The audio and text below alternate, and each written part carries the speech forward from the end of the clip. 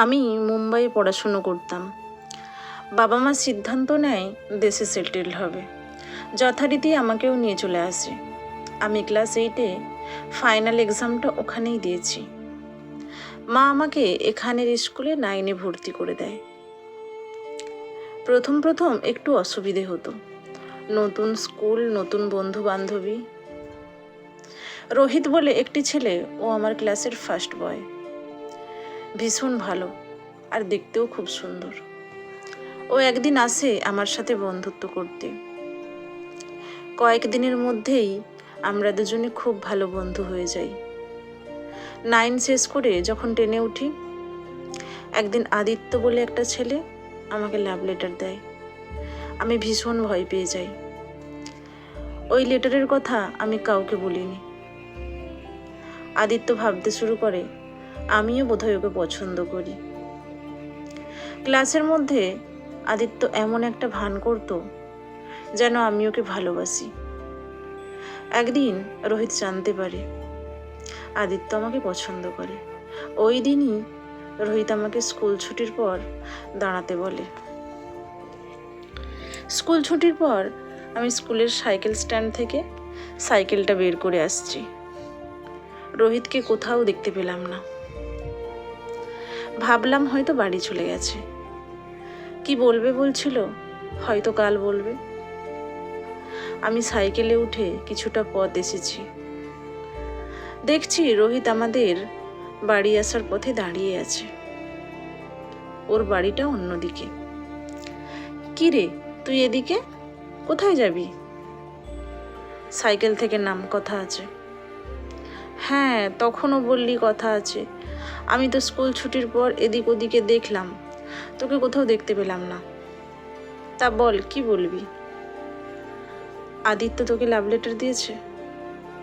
আমি চুপ থাকি। কি রে বল, তুই জানলি কি করে? আদিত্য বলেছে।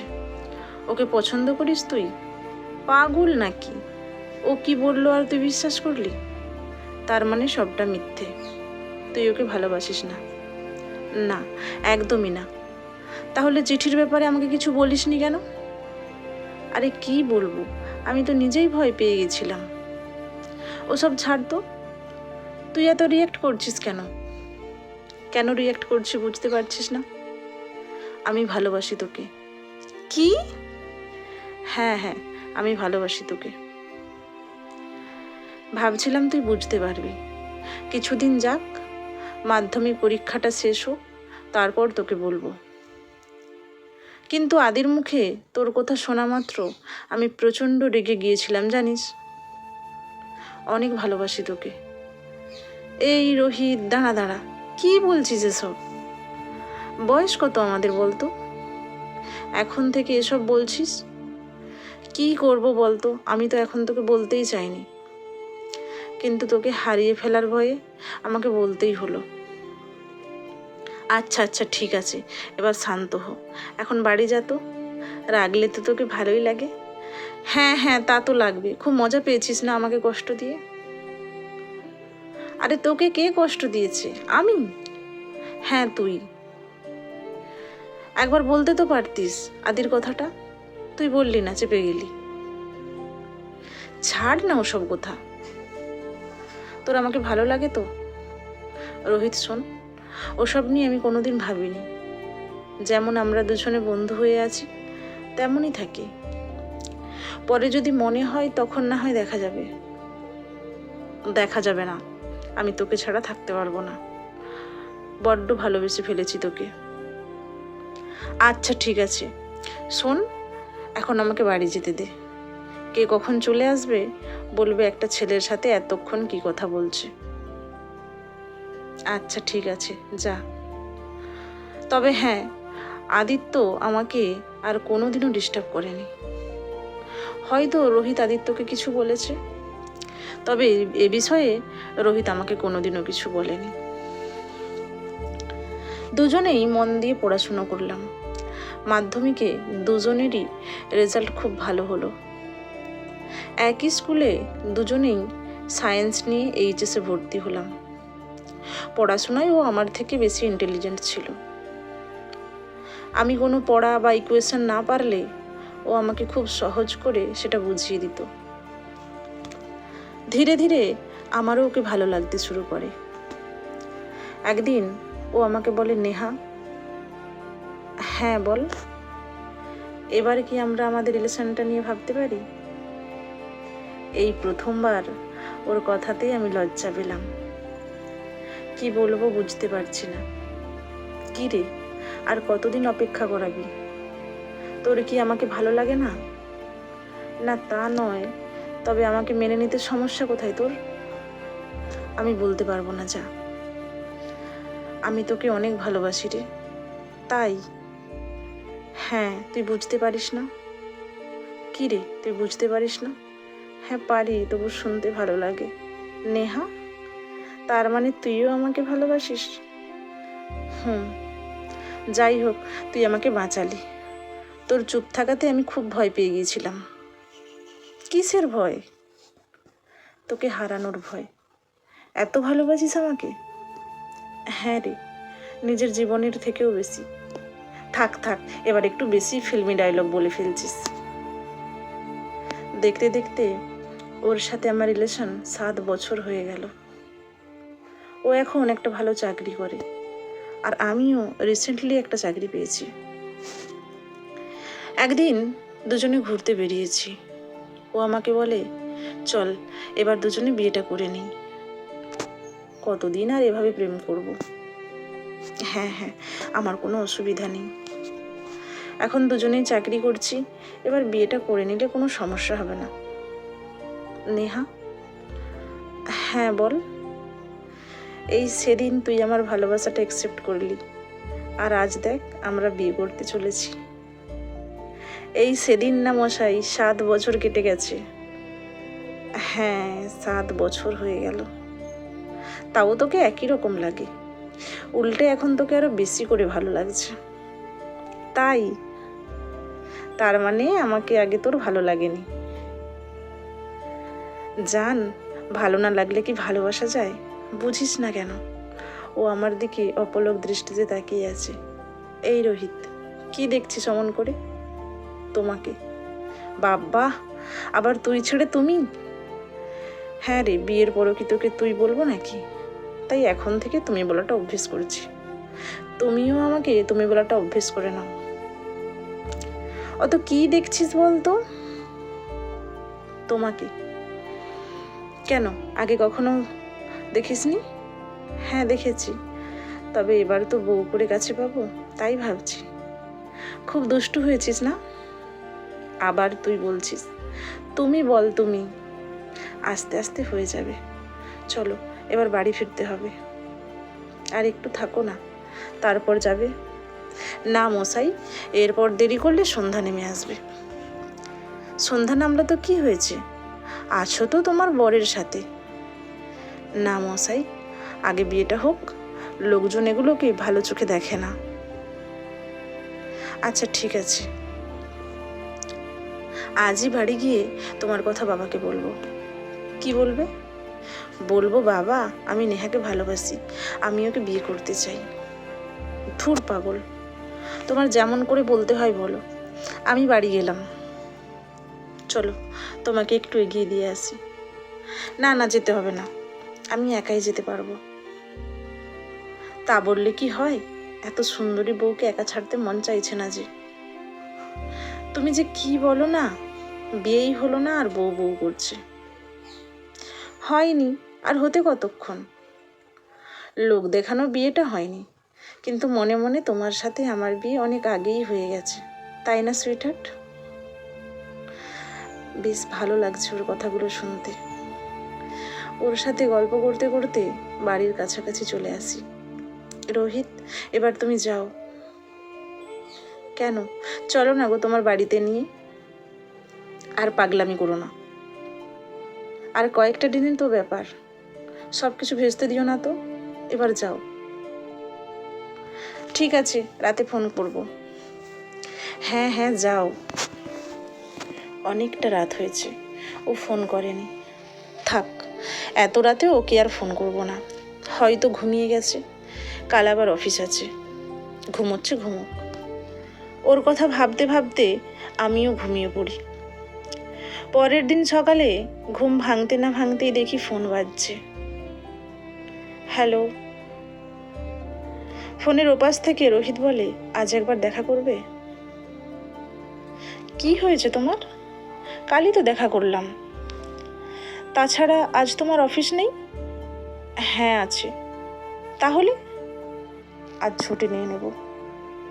কিন্তু আমার ছুটি নিলে হবে না গো, কাজের খুব প্রেশার আছে।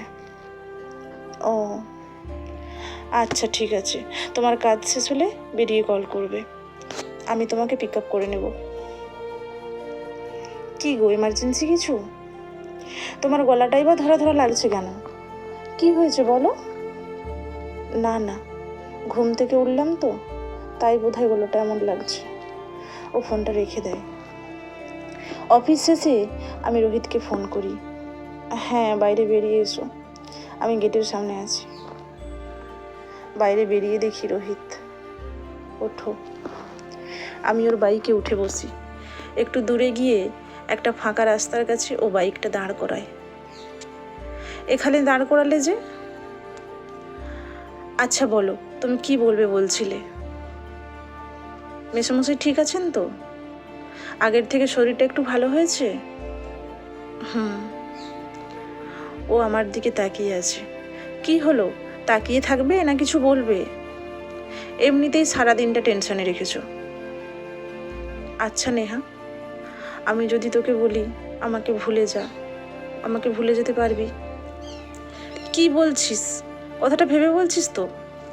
ও কিছুক্ষণ চুপ থাকার পর, হ্যাঁ হ্যাঁ আমি ভেবেই বলছি, ভুলে যা তুই আমাকে। আমার অন্য কোথাও বিয়ে ঠিক হয়েছে। রোহিত? রোহিত তুই কি বলছিস? তুই কি আমার সাথে মজা করছিস? না, কোনো মজা নয়। তাহলে? তুই তো কালই আমাদের বিয়ের কথাটা তোর বাড়িতে জানাবি বললি, আর এখন এসব বলছিস? হ্যাঁ, তোর কথাটা বলতেই তো বাবা বলল তার বন্ধুর মেয়ের সাথে অনেক দিন আগে থেকেই আমার বিয়ে ঠিক হয়ে আছে। তা তুই কিছু বললি না? অনেকবার বলেছি রে, বাবা কোনো কথাই শুনছে না। বাবা তার জেদ নিয়েই আছে, তার কথার খেলাপ করবে না, তার পছন্দের মেয়েকেই বিয়ে করতে হবে। ও, আমি এখন পুরনো হয়ে গেছি তাই না? আর ভালো লাগে না বল আমাকে? তুই ভুলে গেলি আমাদের 7 বছরের সম্পর্ককে? রোহিত আমার হাতটা টেনে ধরে আমাকে জড়িয়ে ধরে কাঁদতে শুরু করে। আমি কি করব বল? না পারছি তোকে ছাড়তে, আর না পারছি অসুস্থ বাবাকে। ভাবছিলাম নিজেকে শেষ করে দিই, কিন্তু বাবা মার মুখের দিকে তাকিয়ে সেটাও করতে পারছি না। ওর কান্না দেখে আমিও কেঁদে ফেলি। ছাড় আমাকে, কেউ চলে আসবে। নিজেকে শেষ করার কথা একবারও ভাববি না। তুই তোর বাবা মার খুশির জন্য বিয়েটা করে নে। আর তুই? আমার কথা ছাড়, যে আমার হবার নয় তাকে তো আর জোর করে আটকে রাখতে পারবো না। নেহা, ঠিক আছে তুই যা, চল তোকে বাড়ি পৌঁছে দিয়ে আসি। আমি বাস বা টোটো কিছু একটাতে করে চলে যাব। একা একাই যখন থাকতে হবে তখন আর একদিন তোর বাইকে উঠে কি হবে? এখানে বাস দাঁড়াবে না, আমি দেখে নেব, তুই যা। একটা টোটো ওদিক দিয়ে পাস করছিল, আমি টোটোতে উঠে যাই। ওকে দূর থেকে দেখলাম, তখনও ও দাঁড়িয়েই আছে। আমি কি করব বুঝতে পারছি না। পায়ের তলা থেকে যেন মাটি সরে গেল, সব কিছু মুহূর্তের মধ্যে যেন শেষ হয়ে গেল। কি করে আমি রোহিতকে ভুলে যাব? ওর স্মৃতি, 7 বছর ওর সাথে আমার সম্পর্ক, ওর সাথে কাটানো সেই সুন্দর মুহূর্ত। আমি দরজা বন্ধ করে কান্নাকাটি করি। এখন আমি মনমরা হয়ে থাকি, মা সেটা লক্ষ্য করেছে। আজ অফিস যাওয়ার সময় খেতে বসেছি, মা আমাকে বলে, তোর কি হয়েছে? সবসময় এত মনমরা হয়ে থাকিস কেন? ঠিক করে খাবারটাও তো খাচ্ছিস না। চোখের তলায় কালি পড়ে যাচ্ছে। কি হয়েছে বল। মা, অফিসে কাজের খুব প্রেশার আছে। তুই মিথ্যে বলছিস, তোর চোখ মুখ বলছে তুই সত্যি বলছিস না। কোনো কাজের প্রেশার না, আমি তোর মা, আমি তোকে চিনি। কি হয়েছে আমাকে বল। আমি কেঁদে ফেলি। মা আমার মাথায় হাত বুলিয়ে বলে, শান্ত হ, জলটা খা। আমি জল খেয়ে মাকে রোহিতের সম্পর্কে সব কিছু বলি। এ তো ভালো কথা, আমরাও তো তোর বিয়ের জন্য ছেলে খুঁজছিলাম, তা ডাক একদিন রোহিতকে। মা, রোহিত অন্য একটা মেয়েকে বিয়ে করে নিয়েছে। মা আমার হাত দুটো শক্ত করে ধরে। তুই আগে বলিসনি কেন? আমরা গিয়ে ওর সাথে কথা বলতাম। মা, ও ওর বাবা মাকে বেশি ভালোবাসে, আমাকে ভালোবাসে না, তাই তো বাবা মার কথায় আমাকে ভুলে অন্য মেয়েকে বিয়ে করতে পেরেছে। ছাড় ওসব কথা। তোর বাবা কদিন ধরে একটা ছেলের কথা বলছিল, আমি তোকে জিজ্ঞেস করে জানাবো বলেছিলাম। তুই এখন বল তোর বাবাকে আমি কি বলবো। মা, আমি বিয়ে করব না, যেমন আছি আমাকে তেমনই থাকতে দাও। বাবাকে বলে দিও ছেলে না দেখতে। তা কি করে হয়? সে তো দিব্যি বিয়ে করে বউ নিয়ে সুখে আছে, তুই কেন তার জন্য বিয়ে করবি না? আমি আমার মেয়েকে এত কষ্টে থাকতে দেখতে পারবো না। আমি তোর বাবাকে বলছি ছেলের বাড়ি থেকে দেখতে আসতে। মা, আর কোনো কথা নয়, সব খাবারটা খাতো। খাবার খেয়ে আমি অফিসে চলে যাই। এইভাবে 3 মাস কেটে গেল, রোহিতের সাথে কথা নেই। এখন এটা অভ্যেস হয়ে গেছে। এখন আর ফোনের দিকে তাকাই না যে রোহিত ফোন করবে, হয়তো সে নতুন জীবনে অনেক সুখে আছে। ছেলের বাড়ি থেকে আমাকে দেখতে আসে। ছেলে ব্যাংকে চাকরি করে, 1 ভাই আর 1 বোন। বোনের বিয়ে হয়ে গেছে কিছুদিন আগে। আমাকে দেখে ওনাদের পছন্দ হয়। ছেলের বাবা বলেন শুভ কাজে দেরি করতে নেই, কয়েকদিনের মধ্যেই বিয়ে ঠিক করে আমার বিয়ে হয়ে যায়। আমার ননদ শিখা আমার রুমে এসে বলে, বৌদি, আমার দাদা কত লাকি, এত সুন্দর একটা বউ পেয়েছে। সমীর রুমে আসে, দেখছো তো বৌদি, দাদা তোমাকে চোখে হারাচ্ছে। কাল বিয়ে হয়েছে আর এখনই তোমাকে না দেখে থাকতে পারছে না। শিখা, তুই যা তো, মায়ের নির্দেশ, বৌদিকে নিয়ে যেতে হবে। ভাত কাপড়ের অনুষ্ঠান আছে যে, তাড়াতাড়ি খাওয়া দাওয়া শেষ করতে হবে। 3টের সময় পার্লার থেকে আসবে বৌদিকে সাজানোর জন্য। হ্যাঁ হ্যাঁ, তুই যা, পাকা গিন্নি একটা। তুইও চলে আসিস, আমি বৌদিকে নিয়ে গেলাম। দুপুরের সমস্ত রিচুয়াল শেষ হয়, রাত্রে রিসেপশন। রিলেটিভদের সাথে সবাই যখন পরিচয় করিয়ে দিচ্ছে, তখন আমার ননদ রোহিতকে নিয়ে এসে বলে, বৌদি, এই যে তোমার একমাত্র নন্দাই, আমার বর। আমি থমকে যাই। কাল ওর অফিসে কাজের খুব প্রেশার ছিল, তাই বিয়েতে আসতে পারেনি। আজ একেবারে ধরে বেঁধে নিয়ে এসেছি। রোহিতও চুপ থাকে। রোহিত, আমার বৌদি, হ্যালো বলো বৌদিকে। হ্যালো। রোহিত আমার ননদকে বিয়ে করেছে। হা ভগবান, আমাকে কোন জায়গায় নিয়ে এসে দাঁড় করালে। এটা কি খুবই দরকার ছিল? আর কত পরীক্ষা নেবে আমার? সব কিছু যখন ভুলতে শুরু করেছিলাম, নতুন করে সংসার শুরু করতে চেয়েছিলাম, ঠিক সেই সময় তাকে আমার সামনে নিয়ে এসে দাঁড় করালে। সকালে ঘুম থেকে উঠে সবাই ব্রেকফাস্ট করতে বসেছি। আমার স্বামী শিখাকে বলে, কি রে, রোহিত কোথায়? ও কি এখনো ঘুমোচ্ছে? তুলিসনি ওকে? খাবে কখন? আরে না না, ও কাল রাতেই বাড়ি চলে গেছে। জানিস তো ওকে, কাজ পাগল। রাত্রে কি কাজ আছে শুনি? জানি না রে। সমীর আর আমি দুজনেই 10 দিনের ছুটিতে আছি। তার মধ্যে 4 দিন বিয়ে, অনুষ্ঠান এসব নিয়েই কেটে গেছে। সবাই মিলে প্ল্যান করলো আমাদের হানিমুনে যাওয়ার জন্য। আমার স্বামী শিখাকে বলে, তোরাও চল, কাছে পিঠে কোথাও একটা যাব। তোরাও তো সেইভাবে কোথাও ঘুরতে যেতে পারিসনি। তোর বিয়ের কয়েকদিনের মধ্যেই তো তোর শ্বশুর মারা গেল। হ্যাঁ রে দাদা, আমি রোহিতকে বলছি, যদিও কাজের ছুটি নিতে পারে তাহলে যাব। তোকে বলতে হবে না, আমি রোহিতকে বলে দেব। ঠিক আছে দাদা, 2-3 দিনের জন্য যাব তো। রাত্রে আমি সমীরকে জিজ্ঞেস করি, শিখারা কি আমাদের সাথে যাবে? হ্যাঁ, আমি রোহিতকে ফোন করেছিলাম, যাবে বলেছে। ও, জানো, বোনটার বিয়ে হলো এত তাড়াতাড়ি, ওরা দুজনকে জানার সময়টুকুও পেল না। কেন এইভাবে বিয়ে দিলে?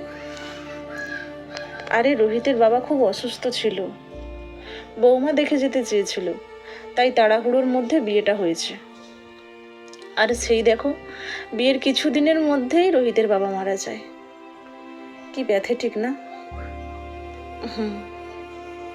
তুমি কি রাগ করেছো ওদেরকে আমাদের সাথে যেতে বলেছি বলে?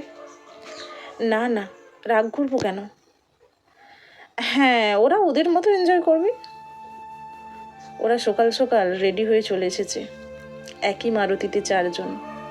কি অদ্ভুত না, নিজের প্রিয় মানুষটা আজ অন্যের। রোহিত মাঝের মধ্যেই আমার দিকে তাকিয়ে আছে। আমার কেমন জানি অস্বস্তি হচ্ছে। সমীর আমাকে বলে, তুমি ঠিক আছো তো? একটু গাড়িটা দাঁড় করাবো? চোখে মুখে জল দেবে? না না, ঠিক আছে। আমার ননদ আর রোহিত পিছনের সিটে, সমীর গাড়ি চালাচ্ছে, আমি ওর পাশে। অসুবিধে হলে বলবে কিন্তু, একটু জল খাও, ভালো লাগবে। আমি একটু জল খাই।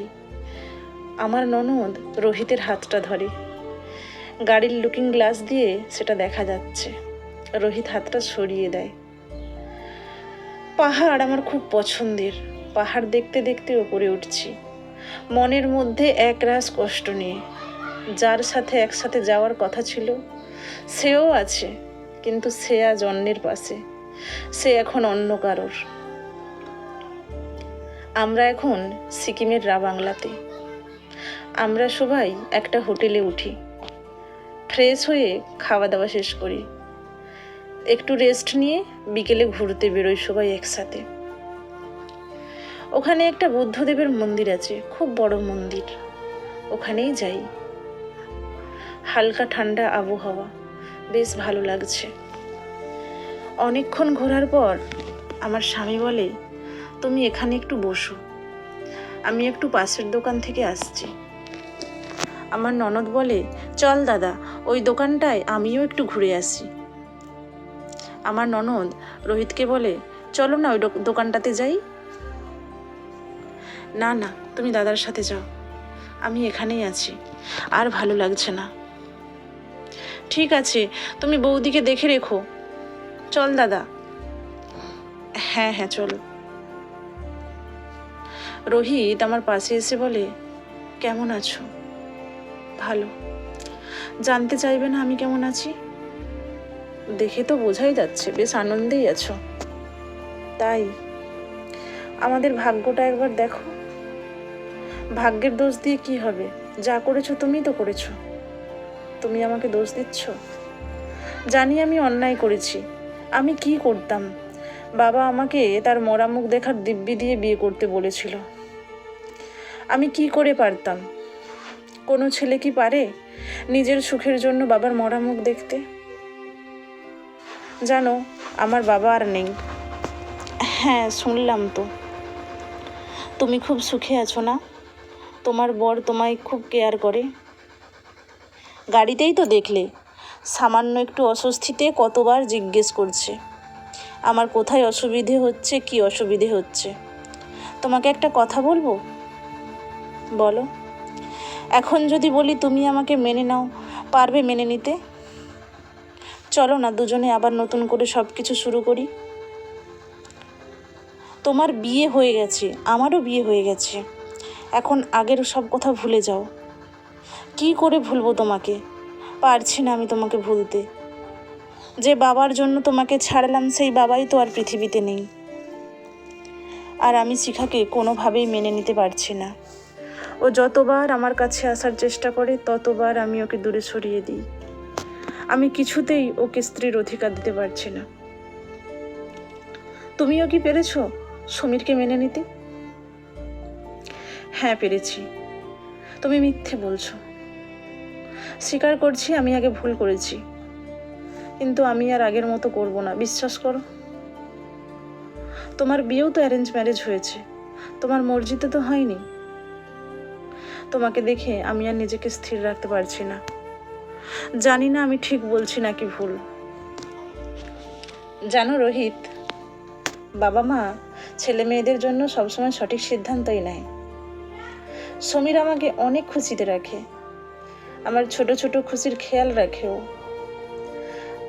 আমিও তো তোমার খেয়াল রাখতাম।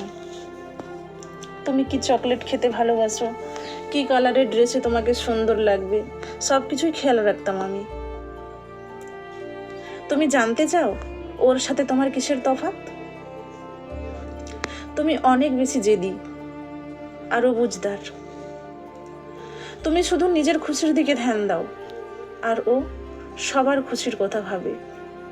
ও পরিবারকে নিয়ে থাকতে চায়, পরিবারের সবাইকে খুব ভালোবাসে ও। দেখলে না, নিজের হানিমুনে তার বোনের কথা ভেবে তার বোনকে নিয়ে এসেছে। আমি শুধু নিজের কথাই ভাবি, তাই না? নিজের খুশির কথাই ভাবি, বলো। যদি তাই হতো তাহলে বাবার কথাতে শিখাকে বিয়ে করলাম কেন? আমি ওসব জানতে চাই না। আমাকে আমার জীবন নিয়েই থাকতে দাও তো।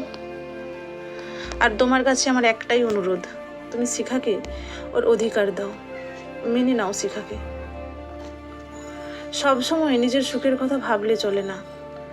অনেক সময় অন্যের সুখের জন্য নিজের সুখকে বিসর্জন দিতে হয়, আর হাজারো কষ্টের মধ্যে সুখকে খুঁজে নিতে হয়। রোহিত আমার দিকে তাকিয়ে বলে, অনেক বদলে গেছো না? সময় মানুষকে বদলে দেয়। তুমি কথা দাও শিখাকে তুমি মেনে নেবে। একবার বাবার কথা রাখতে শিখাকে বিয়ে করলাম, আবার তুমি তোমার কথা রাখতে বলছো। আমার জীবনটা কি এভাবেই চলবে? আমি কোনোদিন তোমার কাছ থেকে কিচ্ছু চাইনি, আজ চাইছি তুমি আমার ননদ শিখাকে মেনে নাও। ঠিক আছে, তাই হবে। তোমার কোথায় থাকবে, আমি শিখাকে ওর অধিকার দেব। সমাপ্ত। এতক্ষণ পাশে থাকার জন্য অসংখ্য ধন্যবাদ। ফিরে আসছি আবারও একটা নতুন গল্প নিয়ে। সবাই ভালো থাকবেন, সুস্থ থাকবেন।